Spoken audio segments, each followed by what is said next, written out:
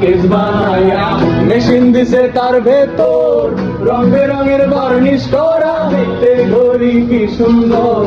দেখতে ঘড়ি কি সুন্দর